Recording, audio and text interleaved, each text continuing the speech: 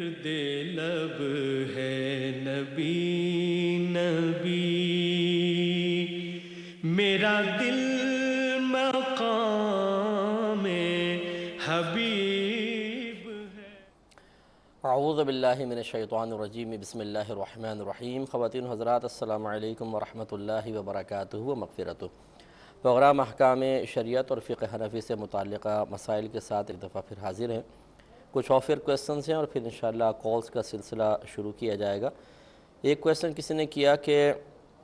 جب کسی کو داڑھی کا کہا جائے تو بسا اوقات سامنے سے جواب یہ ملتا ہے کہ یار نہ ہم نماز پڑھتے ہیں نہ قرآن کی تلاوت کرتے ہیں، تو داڑھی رکھنے کا فائدہ کیا ہے؟ تو اس کا کیا جواب دیا جائے؟ دیکھیں، مسئلہ یہ ہے کہ شریعت نے مختلف عبادات، مختلف امور ہم پر فرض، واجب یا ہمارے لیے سنت یا نفل قرار دیے ہیں۔ اب اس میں یہ نہیں دیکھا جاتا کہ شریعت کا ایک حکم مانے تو اس کا کیا فائدہ ہے، اور اگر وہ حکم نہ مانے تو دوسرا حکم کتنا بیکار یا کتنا مفید ہوتا ہے۔ ہر ایک حکم، ہر ایک معاملہ اپنی جگہ ایک مستقل حیثیت رکھتا ہے۔ چنانچہ اگر مثال کے طور پر کوئی رمضان میں روزے نہیں رکھتا تو اس کا مطلب یہ نہیں ہے کہ وہ باقی امور یعنی گناہ اعلانیہ طور پہ کرنا شروع کر دے، کھائے پیے اعلانیہ طور پر ان چیزوں میں احتیاط بھی چھوڑ دے، یہ سوچ کر کہ یار روزہ تو رکھا نہیں، باقی کیا احتیاط کریں۔ یہ اپنی جگہ مستقل عبادت، یہ اپنی جگہ۔ اسی طرح اگر کوئی رمضان میں روزہ رکھتا ہے اور نمازیں نہیں پڑھتا، اور کوئی یہ کہے کہ یار تمہارا کیا فائدہ روزہ رکھنے کا، تو یہ کہنا مناسب نہیں ہوتا ہے، کیونکہ روزہ اپنی جگہ ایک مستقل عبادت ہے اور نماز اپنی جگہ۔ اسی طرح داڑھی شریف کے بارے میں نبی کریم صلی اللہ علیہ وسلم کی تلقین موجود ہے کہ داڑیاں بڑھاؤ، مونچھی چھوٹی کرو اور یہودیوں کی سی صورت مت بنو۔ یہ سخت الفاظ سرکار نے ارشاد فرمائے، اور یہاں پر یہ نہیں فرمایا کہ اگر تم اس کے ساتھ ساتھ نماز اور روزہ پڑھو اور رکھو تب تمہاری داڑھی کا فائدہ ہے، ورنہ نہیں ہے۔ مطلقاً حکم ہے، لہٰذا اس قسم کے وسوسوں کا شکار ہو کر بسا اوقات انسان ایک دوسری عبادت سے بھی محروم ہو جاتا ہے، یعنی یہی سوچ کر کہ یار وہ نہیں کرتا تو یہ کرنے کا کیا فائدہ۔ یہ آپ نہ سوچیں کیا فائدہ کیا نقصان، یہ اللہ تعالیٰ اس کے رسول کریم صلی اللہ علیہ وسلم بہتر جانتے ہیں کہ اس عبادت کا کیا فائدہ ہے اور اس عبادت پر عمل پیرا ہونے کے کیا ثواب اور کیا اجر ہے، اور ان دونوں سے محروم ہونے کے کیا کیا نقصانات ہیں۔ اس لیے یہ اصل میں سامنے والے کو خاموش کروانے کے لیے نفس و شیطان ہمارے قلب میں اس طرح کے جوابات ڈالتے ہیں، اور ہم سمجھتے ہیں کہ ہمارے اپنے ذہن کی یہ اختراع ہے، ذہن کی پیداوار ہے، حالانکہ ذہن نہیں۔ ذہن تو ہماری جو عقل ہے، یہ اگر اس کو نفس و شیطان کی گرفت سے آزاد چھوڑ دیا جائے تو ہمیشہ اچھائی کا ہی حکم دے گی، لیکن جب ہم اپنی عقل کو نفس اور شیطان کی خواہشات اور احکام کے تابع کر لیتے ہیں، پھر اس قسم کے الفاظ ہماری زبان سے نکلتے ہیں۔ تو ایسے بھائیوں سے بحث نہ کریں، پیار محبت سے سمجھائیں کہ اس میں فائدہ نقصان کا پہلو دنیاوی لحاظ سے نہ دیکھیں، بس ہر حکم اللہ تعالیٰ کا بے شمار فائدے رکھے ہوئے آخرت کے فائدے دیکھے جائیں۔ ایک بھائی نے کویسچن کیا کہ بسا اوقات یہ ینگ جو لڑکے ہوتے ہیں نماز پڑھ رہے ہوتے ہیں اور اس میں ہنس پڑھتے ہیں، تو اس نماز میں ہنسنے کا شرعی طور پر کیا حکم ہوگا؟ دیکھیں، مسئلہ یہ ہے کہ اگر کوئی رکوع و سجود والی نماز پڑھ رہا ہو اور جاگنے کی حالت ہو، نماز پڑھنے والا بالغ ہو اور اتنی آواز سے ہنس دے کہ اطراف کے کچھ لوگ ادھر اور کچھ لوگ ادھر اس ہنسی کی آواز کو سن لیں، جس کو شرعی اعتبار سے قہقہہ کہتے ہیں، تو اس شخص کی نماز بھی ٹوٹ جائے گی اور وضو بھی ختم ہو جائے گا، طہارت بھی زائل ہو جائے گی۔ اب اس کو دوبارہ جا کے وضو کرنا ہوگا، پھر نئے سرے سے نماز پڑھنی ہوگی، کیونکہ نبی کریم صلی اللہ علیہ وسلم ایک مرتبہ صحابہ کرام کو نماز پڑھا رہے تھے، تو پیچھے کچھ جوان صحابہ کرام موجود تھے، تو ایک نابینا صحابی تشریف لائے اور ان کو نظر نہ آیا، مطلب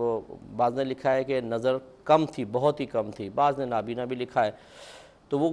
کنویں کی منڈیر نہیں تھی، وہ آئے اور اس کنویں کے اندر گر گئے، تو بے اختیار جو پیچھے والے لوگ تھے جو جن کے نگاہوں کے دائرے میں وہ آ رہے تھے، وہ اس منظر کو دیکھ کر اچانک ہنس پڑے،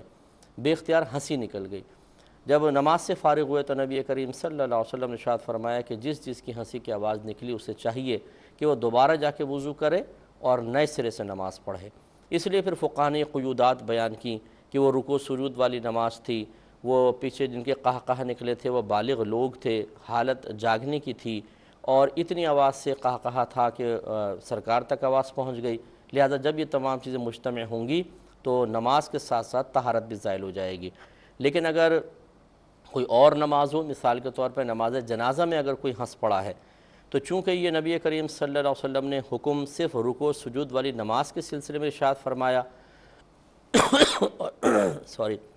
اور عقلاً جو ہے وہ مطلب بات سمجھ میں نہیں آتی ہے کہ ہنسی سے طہارت کے زائل ہونے کا کیا تعلق ہے۔ یہ تو عقل اس چیز کا ادراک کر سکتی ہے کہ نماز میں ہنسنا ایک بے ادبی ہے جس کی وجہ سے نماز کے ٹوٹنے کا حکم ہونا چاہیے، لیکن طہارت زائل ہونا، کیونکہ طہارت زائل ہوتی ہے نجاست کے خروج کی وجہ سے، اور قہقہہ کوئی نجاست تو نہیں ہے، لیکن چونکہ ہمارے آقا صلی اللہ علیہ وسلم نے خلاف قیاس نماز ٹوٹنے کا کے ساتھ ساتھ طہارت کے زوال کا بھی حکم ارشاد فرمایا، لہٰذا جب اس طرح کا ایک حکم شریعت کی طرف سے آئے جس کا حقیقتاً عقل ادراک نہیں کر سکتی، اس کی حقیقت کو جاننے سے قاصر ہو، تو پھر جیسے ماحول میں سرکار نے حکم دیا ہے بس ویسے ماحول میں وہ حکم جاری ہوگا، دوسرے مقام پر نہیں۔ لہٰذا اب نماز جنازہ کے اندر کوئی قہقہہ لگائے گا تو اتنا تو حصہ عقل اس کا ادراک کرتی ہے کہ یہ بے ادبی ہے، تو ہم کہیں گے نماز جنازہ ٹوٹ جائے گی، وہ ختم ہو گئی۔ لیکن طہارت کے زوال کا حکم اس لیے نہیں دیں گے کہ نبی کریم صلی اللہ علیہ وسلم نے یہ بظاہر اس کو خلاف عقل حکم کہتے ہیں یا غیر معقول حکم کہتے ہیں، یہ سرکار نے رکوع سجود والی نماز کے ساتھ خاص فرمایا تھا، لہٰذا ہم یہ کہیں گے کہ باقی جیسے آپ نارمل حالت میں بیٹھے ہیں، باوضو ہیں، قہقہہ لگا دیا، تو یہ رکوع سجود والی نماز میں تو نہیں ہے، تو نہیں جائے گا، یعنی نماز فاسد نہیں ہوگی، یہ وضو طہارت زائل نہیں ہوگی۔ اسی طرح نماز جنازہ میں نماز ٹوٹ جائے گی، طہارت زائل نہیں ہوگی۔ امید ہے کہ مسئلہ سمجھ گئے ہوں گے۔ ایک کالر ہمارے ساتھ ہیں، پہلے کال لیتے ہیں۔ السلام علیکم۔ السلام علیکم۔ جی وعلیکم السلام ورحمۃ اللہ۔ جی مقصدہ میں نے آپ سے جو کل 2 سوال کیے تھے وہ کسی کے تھے، تو انہوں نے مجھے دوبارہ ریپیٹ کرنے کے لیے کہا ہے، انہوں نے کہا تم نے صحیح سے سوال پوچھا نہیں ہے،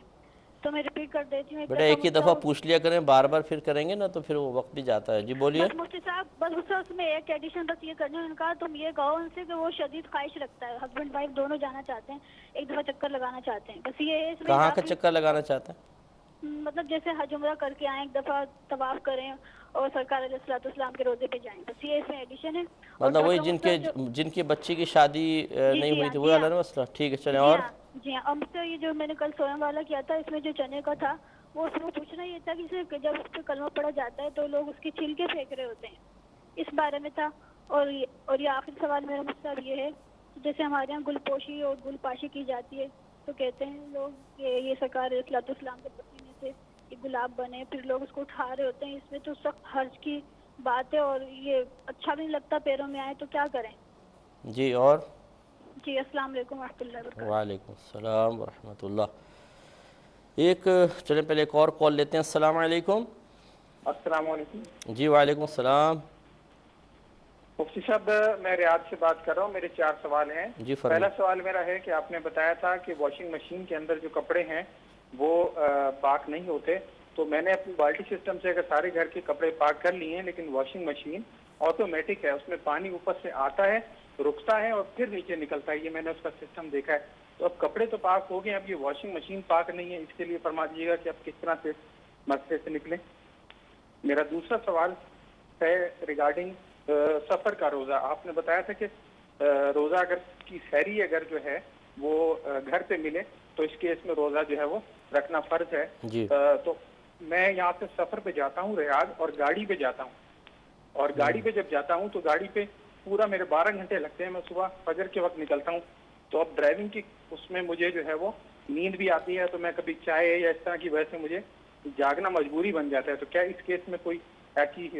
ریکوائرمنٹ بن سکتی ہے کہ روزے کی بعد میں قضا رکھ لی جائے؟ جی اور میرا تیسرا سوال ہے کہ احرام کی حالت میں آپ نے بتایا تھا کہ یہ ٹوتھ پیسٹ خوشبو والا یا پھر نہیں کر سکتے، تو یہ بتا دیں کہ اگر اس نیت سے کیا جائے کہ منہ کی بو سے دوسرے لوگ افیکٹ نہ ہوں، اور اگر کوئی اس طرح کوئی گولی شولی جو یہ چوئنگم وغیرہ وہ ہوتی ہے احرام میں، یہ کھا سکتے ہیں؟ ٹھیک ہے۔ اور میرا آخری سوال ہے کہ احرام میں نے پڑھا ہے کہ غسل اس نیت سے نہیں کر سکتے کہ میل کو چھٹانے کے لیے، لیکن اس نیت سے کیا غسل کیا جا سکتا ہے کہ تھوڑا ریفریش ہو جائیں، لوگوں کو اسمیل نہ آئے پسینے وغیرہ کے لیے، اس نیت سے کیا کیا جا سکتا ہے؟ تو بس میرے یہ 4 سوال ہیں۔ جی میں کرتا ہوں انشاءاللہ عرض کرتا ہوں۔ ایک یہ مسجد کو ایسا آفر آیا تھا کہ اگر بچی کو پردے کا حکم دیا جائے، ماں باپ دے رہے ہیں لیکن وہ مانتی نہیں ہے، تو ماں باپ کیا کریں؟ دیکھیں مسئلہ یہ ہے کہ پہلے تو ایک شروع سے ہی گھر میں ماحول بنانا بہت ضروری ہوتا ہے کہ اگر بڑے پردہ کرتے ہوئے نظر آتے ہیں تو پھر خود بخود چھوٹے چھوٹے بچوں کو دیکھا ہے کہ وہ چھوٹی چھوٹی بچیاں بھی اسکارف پہنتی ہیں، چھوٹی چھوٹی ہوتی ہیں، تو وہ شروع سے ہی پردے کی عادی بن جاتی ہیں۔ تو اگر خدا نخواستہ ایسا کوئی گھر میں ماحول تھا کہ آزادانہ ماحول رکھا گیا اور اب یہ چاہتے ہیں کہ بچی باپردہ ہو جائے، تو تھوڑی سی مشکلات ضرور آئیں گی، لیکن بچی کے میں انکار کو اب جائز قرار نہیں دے رہا ہوں، لیکن یہ سمجھا رہا ہوں کہ بعض اوقات ایسا ہوتا ہے کہ ہم خود ایسے اسباب پیدا کر دیتے ہیں کہ بچے شرعی پابندیوں کو قبول کرنے کے لیے ذہنی طور پہ طبعی اعتبار سے تیار نہیں ہوتے، اس میں پھر ہمارا قصور ہوتا ہے۔ اس کے لیے پھر ضروری ہے کہ بچوں کو تھوڑا سا فکر آخرت کی طرف لے کر آیا جائے، ان کو ایسے کورسز کروائے جائیں یا ایسی تعلیم ان کو دلوائی جائے کہ جس سے خاص طور پر موت کے بعد کے معاملات کے بارے میں زیادہ باتیں ہوں، تو اس سے بچوں کو تھوڑا ذہن بنتا ہے کہ زندگی بڑی مختصر سی ہے، یہاں پر اگر اللہ تبارک و تعالیٰ کی نافرمانی کے ذریعے حظ نفس حاصل کر بھی لیا تو موت کا جھٹکا جو کسی بھی لمحے آ سکتا ہے، پھر جب وہ دوسری دنیا میں پہنچائے گا وہاں پر معاملہ بہت ہی خطرناک ہے۔ اور اگر آپ نے تربیت میں کوئی کمی نہیں کی، آپ خود بھی باپردہ ہیں، بچوں کو سمجھاتے ہیں، لیکن باہر کے ماحول بعض اوقات اثر انداز ہو جاتے ہیں کہ بچیاں اسکول جاتی ہیں، وہاں پہ دوسری لڑکیوں کے ساتھ دوستیاں ہو جاتی ہیں، کچھ معذرت کے ساتھ بعض ٹیچرز ایسی ہوتی ہیں کہ اگر کوئی بچی پردے کی طرف آنا چاہے تو وہ اس کو بھری کلاس کے اندر اچھا خاصا مذاق کا نشانہ بنا دیتی ہیں اور ذلیل کرتی ہیں،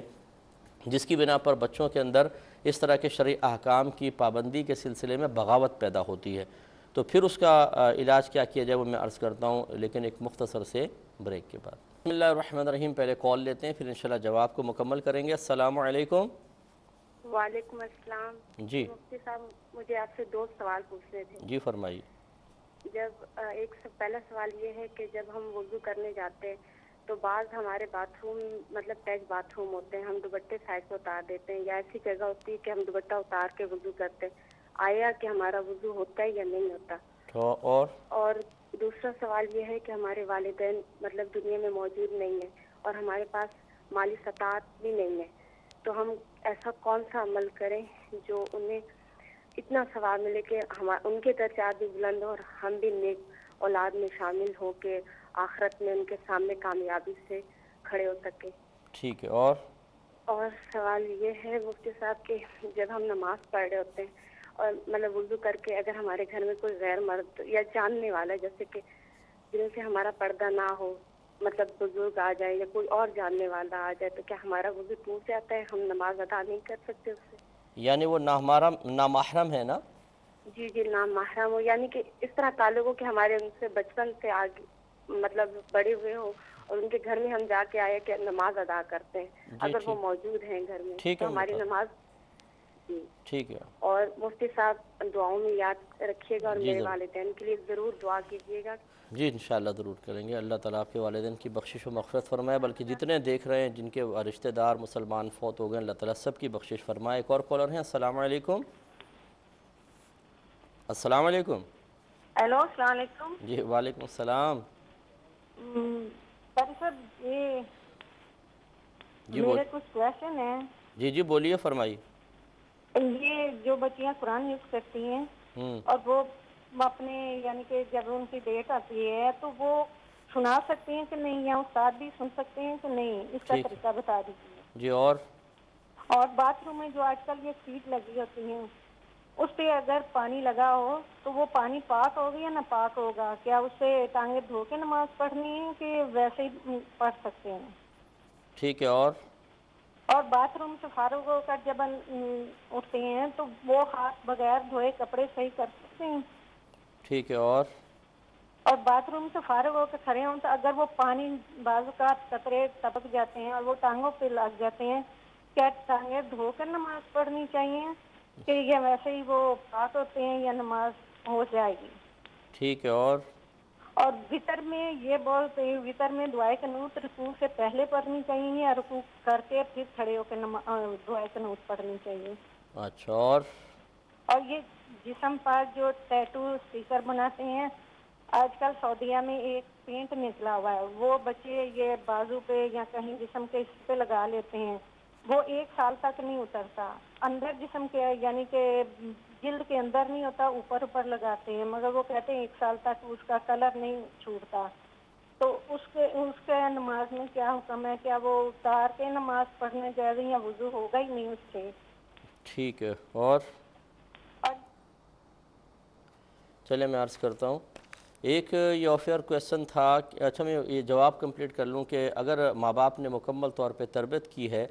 لیکن بچی پر خاندان کے دیگر افراد یا اسکول کالج وغیرہ کا ماحول غالب آ جاتا ہے اور وہ پردے کو منع کر رہی ہے تو بس یہ دیکھا جائے گا کہ وہ نابالغہ ہے یا بالغہ ہے. اگر نابالغہ ہے تو ماں باپ کو تھوڑی سی اس پہ زیادہ سختی کرنی چاہیے، کیونکہ جب تک بچے بالغ نہ ہو ماں باپ کو سب سے پہلے نرمی پیار محبت سے ان کو شریعت کی جانب مائل کرنا چاہیے، اور بچے نہ مانیں تو تھوڑی بہت سختی کر سکتے ہیں، لیکن ایسی سختی نہیں جو بہت زیادہ باعث ضرر ہو، لیکن بہرحال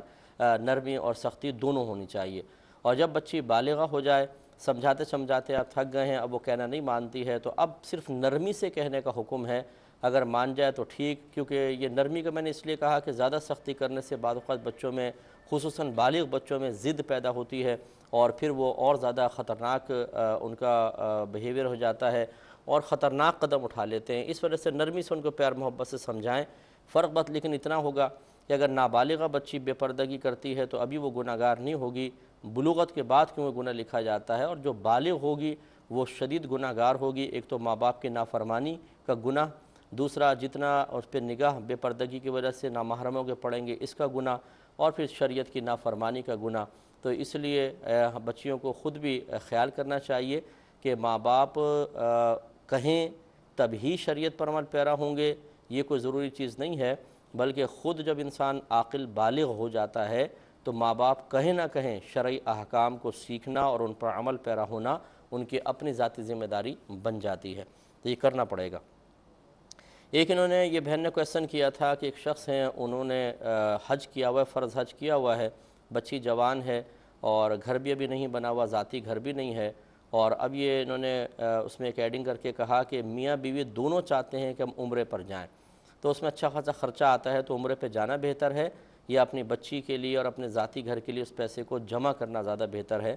تو میں نے کل بھی اس کا یہ جواب دیا تھا کہ جب اکیلا شوہر جا رہا ہے، میں نے اس پر بھی یہ کہا کہ نفلی یہ کام ہے، اس سے کہیں زیادہ بہتر ہے کہ بچی کے لیے اس پیسے کو جمع کر کے رکھا جائے، کیونکہ چاہے انسان کتنی ہی سادگی سے بچوں کی شادی کرنا چاہے لیکن لوگ جو ہیں وہ سادہ رہنے نہیں دیتے ہیں. دنیا کی اپنی کچھ ریکوائرمنٹ بھی ہوتی ہے اور ماں باپ خصوصاً جب بچی ہو تو اس کے لیے کچھ نہ کچھ کرنا ہی پڑتا ہے، ورنہ ایسے لوگ بعض اوقات رشتے میں مل جاتے ہیں کہ جو بچیوں کو تانے دیتے ہیں، ماں باپ کو برا بھلا کہتے ہیں، اور پھر وہ بچیاں احساس کمتری کا شکار ہوتی ہیں. اسی طرح اگر ذاتی گھر ہو تو رشتے زیادہ اچھے بہتر آتے ہیں، اگر ذاتی گھر نہ ہو تو پھر رشتوں پر بھی کچھ فرق پڑتا ہے. یہ سب آپ سب دنیا کے معاملات جانتے ہیں، اور خصوصاً خواتین زیادہ اچھے انداز سے جانتی ہیں.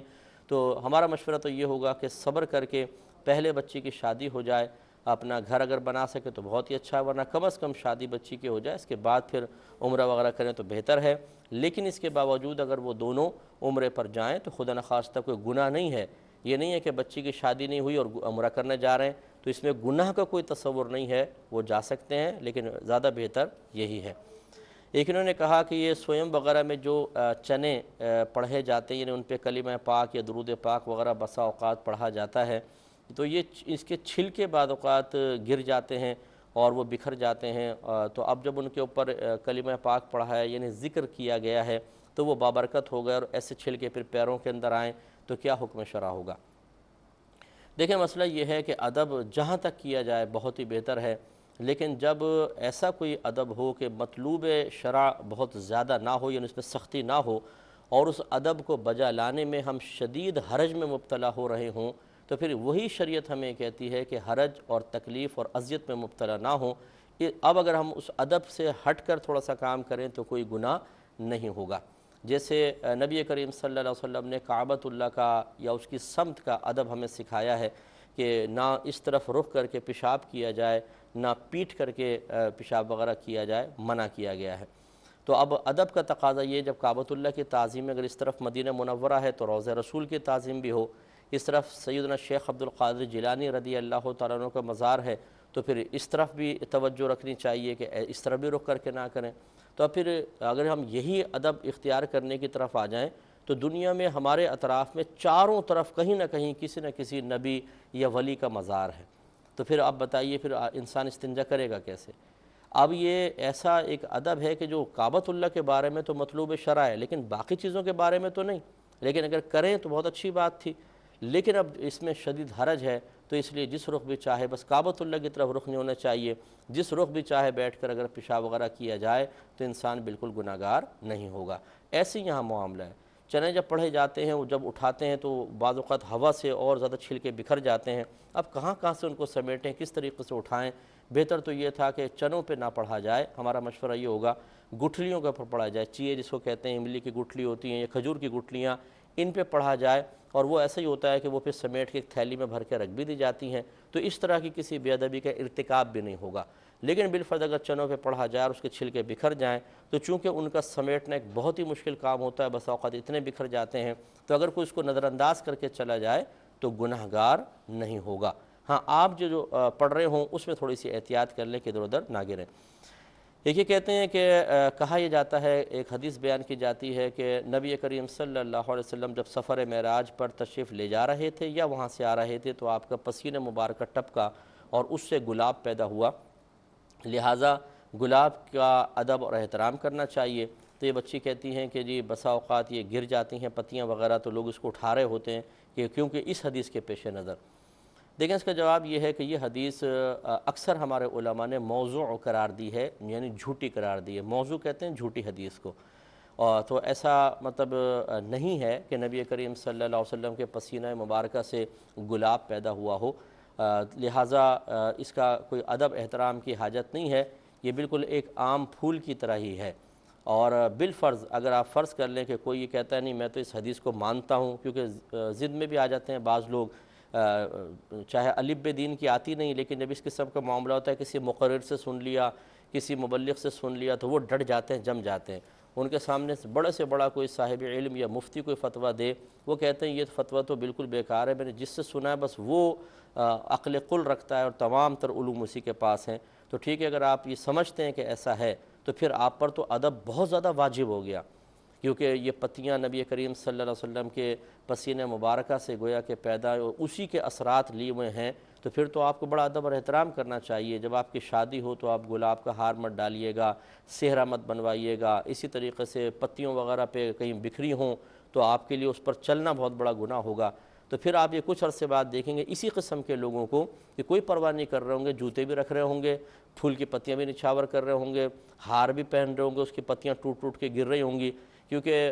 جوش جذبہ اپنے مقام پر، لیکن جب عالم ہوش میں آتے ہیں تو پھر اس کے حرج کو برداشت کرنا ان کے بس کی بات نہیں ہوتی۔ تو یہ کسی پہ خدا نخواستہ میں طنز نہیں کر رہا ہوں، ایک گزارش یہ ہے کہ اس طرح کی چیزوں پر سختی کرنا اور ان کو معاشرے میں عوام کے درمیان رائج کرنے کی کوشش کرنے سے سوائے انتشار اور افتراق کے اور کچھ بھی حاصل نہیں ہوتا۔ بہت ساری چیزیں ایسی ہیں جو اس سے کہیں زیادہ ادب کا تقاضا کرتی ہیں، مثال کے طور پر جھوٹ نہ بولو،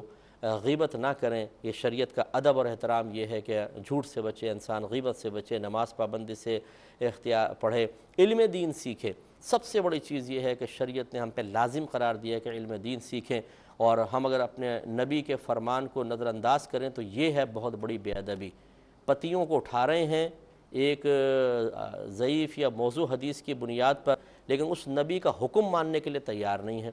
تو اب اسی سے آپ اندازہ کر لیجئے کہ ہم نے ادب اور احترام کے بھی اپنے ہی معیارات بنا لیے ہیں، جہاں اپنا موڈ ہوگا، جہاں اپنی واہ ہونے کا یقین ہو، وہاں پر تقوی کی گہرائی تک پہنچ جائیں گے، اور جہاں پر مشکلات کا سامنا ہوگا وہاں پہ پھر نفس و شیطان کا کہنا مان کے نبی کریم صلی اللہ علیہ وسلم کے احکامات کو بے دردی کے ساتھ پس پش پھینکتے ہوئے نظر آئیں گے۔ یہ غلط رویہ ہے، ایسا نہیں ہونا چاہیے۔ یہ بھائی کہتے ہیں کہ واشنگ مشین ان کے پاس آٹومیٹک ہے، پانی آتا ہے تو وہ بند ہو جاتی ہے، پانی بھر جاتا ہے، پھر وہ کپڑے وغیرہ گھماتی ہے، پھر پانی نکل جاتا ہے، پھر خود بخود پانی آتا ہے۔ اگر اس میں کوئی ناپاک کپڑے دھل جائیں تو اب اس مشین کو کیسے پاک کیا جائے؟ دیکھیں اس میں مسلسل ایک طرف سے پانی کھولیں اور دوسری طرف سے پانی کو نکل جانے دیں، پہلے بھر لیں اس کو، اب گرتا رہے، پانی اوپر سے گرتا رہے اور نیچے سے اس کو کھول دیں، اس طرح تھوڑا سا پانی بہہ جائے گا تو انشاءاللہ یہ مشین بھی پاک ہو جائے گی۔ ایک یہ کہتے ہیں کہ ان کو سحری جو ہے وہ گھر پر ہی ملتی ہے رمضان میں جیسے، لیکن جب یہ سفر کرتے ہیں تو 12 گھنٹے بسا اوقات سفر میں یعنی مسلسل گاڑی چلاتے ہیں، اس میں یہ پھر نیند کا غلبہ بھی ہو سکتا ہے، تھکن بھی ہو سکتی ہے، تو مختلف جگہ رک کر چائے وغیرہ پی لیتے ہیں، پھر اس کے بعد آگے چلتے ہیں۔ یہ عام دنوں میں تو پاسبل ہے، لیکن رمضان میں کیا کیا جائے اس کے بارے میں پوچھ رہے ہیں، تو کیا یہ ان کو رخصت ہے کہ اتنے لمبے سفر کے لیے روزہ چھوڑ دیں؟ دیکھیں مسئلہ یہ ہوتا ہے کہ اگر آپ کے پاس متبادل ذرائع ہیں اور ویسے بھی رمضان میں تھوڑا سا کام کا لوڈ کم ہوتا ہی ہے، ٹائمنگ بھی بدل جاتی ہے، تو متبادل ذرائع اختیار کریں یا کام میں تھوڑی سی کمی کر کے فرض روزہ پورا کریں۔ اگر اس طرح ہر شخص اپنے کام کی مکمل نوعیت کو ہی پیش نظر رکھے اور شریعت کے احکام کو چھوڑے تو ہر ایک اپنے کام کی نوعیت کے اعتبار سے نماز کے خلاف اور روزے کے خلاف مشکلات کا ذکر کر سکتا ہے، تو اس طرح تو شرعی احکام کے پرخچے اڑ جائیں گے۔ اس لیے حکم شرعی ہوگا کہ روزہ رکھیں اور اپنے کام کی نوعیت کو تبدیل کریں۔ ہاں جیسے میں نے رمضان میں بھی عرض کیا تھا، بعض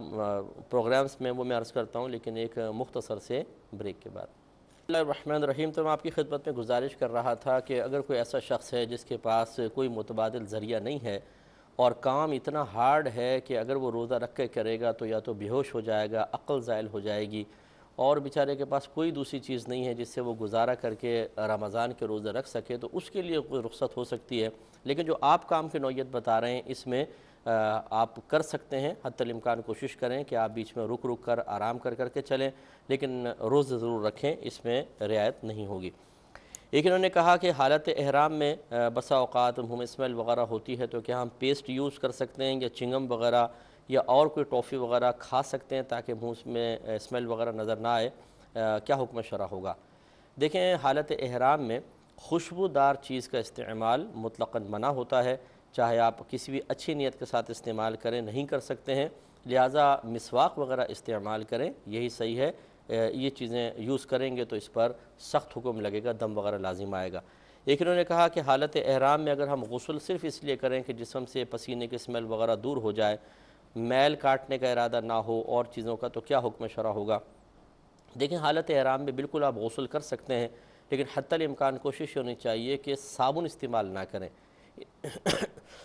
یعنی بغیر خوشبو والا صابن بھی استعمال نہ کریں،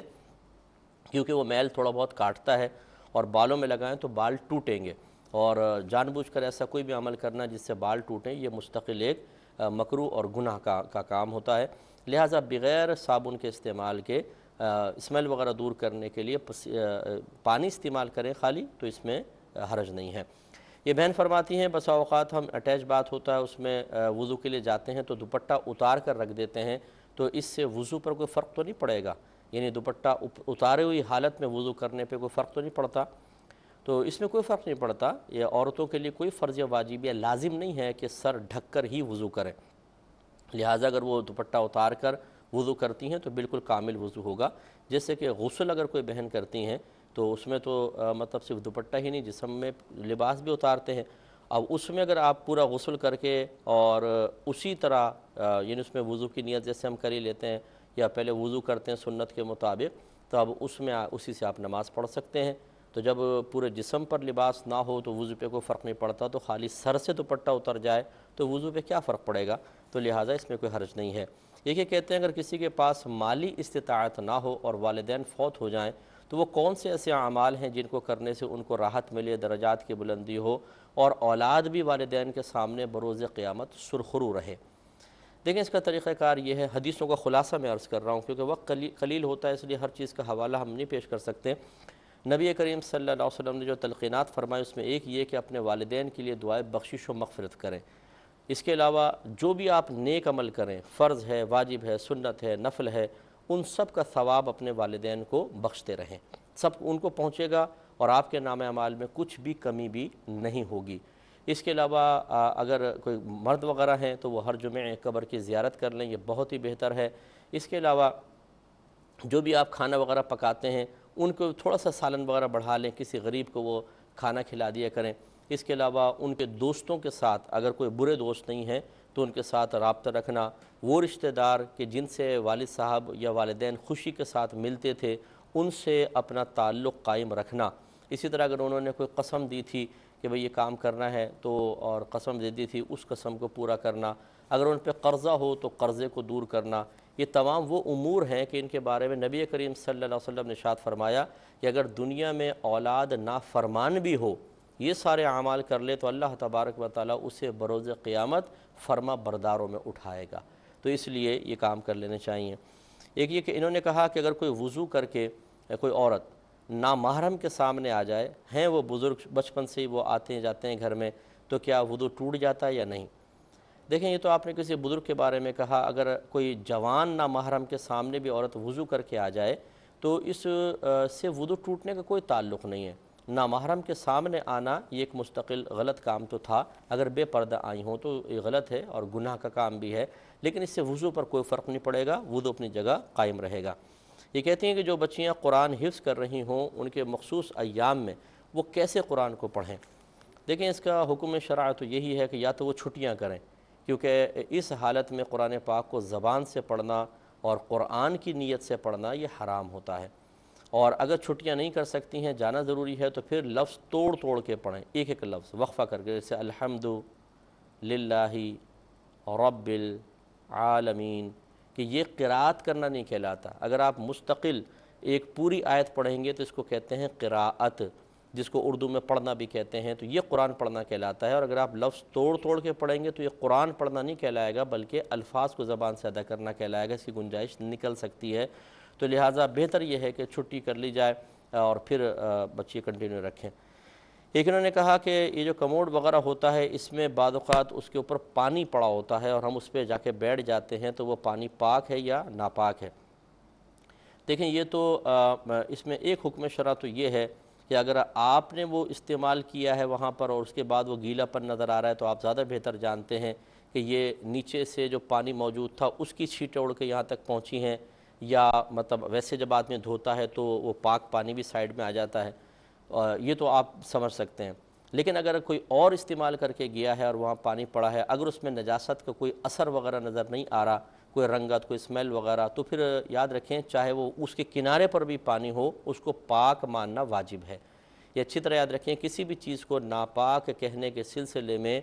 دلیل یقینی درکار ہوتی ہے، اور دلیل یقینی کا مطلب یہ ہے کہ آپ نے اپنی آنکھوں سے نجاست کو گرتے ہوئے دیکھا ہو، یا وہاں پہ کوئی نجاست کا اثر وغیرہ ظاہر ہو رہا ہو، یا کوئی نیک پرہیزگار متقی شخص جس نے کبھی بھی جھوٹ آپ کے سامنے نہ بولا ہو، ظاہر بھی باشرہ ہو، وہ یہ کہے کہ میں نے یہ دیکھا ہے کہ یہاں پر یہ ناپاکی تھی، تو اس کی خبر ایسے ہی ہے جیسے آپ نے دیکھ کر کسی چیز کا علم حاصل کیا ہو۔ اور اگر ایسا نہیں ہے تو صرف گمان سے کسی چیز کو آپ ناپاک نہیں کہہ سکتے ہیں۔ پھر بھی میں یہ کہوں گا کہ اطمینان قلب کے لیے اس کو اس جگہ کو استعمال سے پہلے صاف کر لیا جائے، یا اس پہ تھوڑا بہت پانی بہا لیا جائے تو پھر اس کو استعمال کیا جائے تاکہ یہ وسوسہ بھی ختم ہو جائے۔ ایک انہوں نے کہا کہ جب ہم اس طرح کموڈ پہ بیٹھ کر نجاست کو دھوتے وغیرہ ہیں تو ہاتھ جو ہیں وہ گیلے ہو جاتے ہیں، اگر ان کو صابن وغیرہ سے دھونے سے پہلے کپڑوں پر، کیونکہ کپڑے پہننے ہیں تو وہ لگ جاتے ہیں، تو یہ پاک ہے یا ناپاک؟ دیکھیں جب ہم واش روم وغیرہ میں اپنا ہاتھ استعمال کرتے ہیں تو مسلسل چونکہ پانی بہہ رہا ہوتا ہے تو وہ ہاتھ پاک ہو جاتے ہیں، خود بخود پاک ہوتے ہیں، اگرچہ بعض اوقات اسمیل وغیرہ یہ کہہ سکتے ہیں کہ ہاتھ سے ہو، لیکن اسمیل ایک اپنا یہ وصف ہے، ذات نہیں ہے۔ یعنی یوں سمجھ لیجئے کہ جیسے آپ نے تیل کو پورا صاف کر دیا، ہلکی سی چکنائی رہ گئی، یا آپ نے جیسے چائے وغیرہ پیتے ہیں تو پھر اس کی مٹھاس منہ میں رہ جاتی ہے، یا آپ نے کوئی چیز خوشبودار کھائی، وہ چیز اندر چلے گئی، منہ میں خوشبو ہو گئی، تو یہ خوشبو جو ہے یا بدبو جو ہے یہ وصف ہے، ذات نہیں ہے، لہذا اس سے ناپاکی کا تعلق نہیں ہے۔ ہاتھ پہ کوئی نجاست نہیں ہے اور دھوئیں ہاتھ تو یہ پاک ہیں، اب کپڑوں پہ لگ جائیں تو کپڑے بھی پاک ہی رہیں گے۔ اسی طرح یہ کہتے ہیں کہ دھونے میں ٹانگیں بعض اوقات گیلی ہو جاتی ہیں، کیا حکم شرع ہے؟ وہ اس میں بھی یہی ہے کہ جب آدمی دھوتا ہے، اگر تو آپ کو یہ یقین ہے کہ وہ پانی جو دھو کر نیچے گر رہا ہے اور وہاں سے بھی چھینٹ اڑ کے پاؤں تک لگی ہیں، تو پھر تو بہتر یہ ہے کہ اپنے پاؤں کو آپ کو دھونا چاہیے۔ اور اگر ایسا نہیں ہے، جو آپ پانی ڈال رہے ہیں وہ پاؤں پہ لگا ہے تو وہ تو پاک ہے، پھر حاجت نہیں ہے۔ دعائے قنوت وطر سے پہلے، یہ دعائے قنوت رکوع سے پہلے ہوتی ہے۔ الحمد شریف پڑھی آپ نے تیسری رکعت میں، الحمد شریف صورت ملائی، اس کے بعد پھر اللہ اکبر کہہ کے آپ نے دعائے قنوت پڑھی، پھر آپ رکوع کریں گی۔ اور یہ جو ٹیٹو کا آپ نے فرمایا کہ 1 سال تک وہ چپکا رہتا ہے اس کا کلر، یاد رکھیں کہ اگر یہ باقاعدہ ایک جسم بن جاتا ہے تہ باقاعدہ، تو پھر تو ان بچوں کو اگر وہ بالغ ہیں غسل وغیرہ نہیں ہوگا، اس کا استعمال کرنا بالغ کے لیے شدید ناجائز۔ ویسے بھی شریعت نے منع کیا، ٹیٹوز وغیرہ کھدوانا بھی منع ہے اور اس طرح اسٹیکر وغیرہ لگانا بھی منع ہوں گے۔ اور اگر ایسا نہیں ہے بلکہ وہ ہٹ جاتا ہے اور صرف ایک کلر سا صرف رہ جاتا ہے تو پھر تو وضو وغیرہ اور غسل ہو جائے گا، لیکن پھر بھی شریعت اس طرح اس کی چیزوں کو استعمال کرنے سے منع کرتی ہے کہ اپنے جسم کو انسان رنگین کرے یا چہرے پہ کچھ اس طرح کرے، تو یہ منع کیا گیا ہے۔ اپنے بچوں کو پیار محبت سے سمجھائیں کہ وہ ایسا نہ کریں۔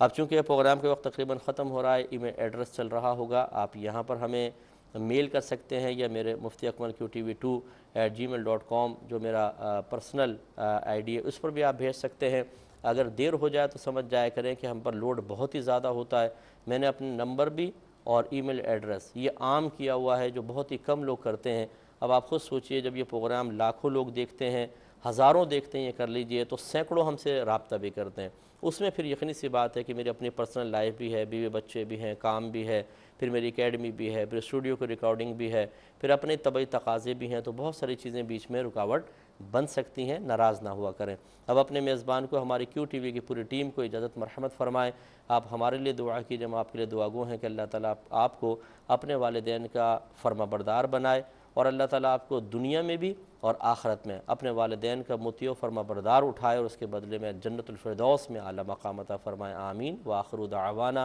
ان الحمدللہ رب العالمین۔ میرے ورد لب ہے نبی نبی، میرا دل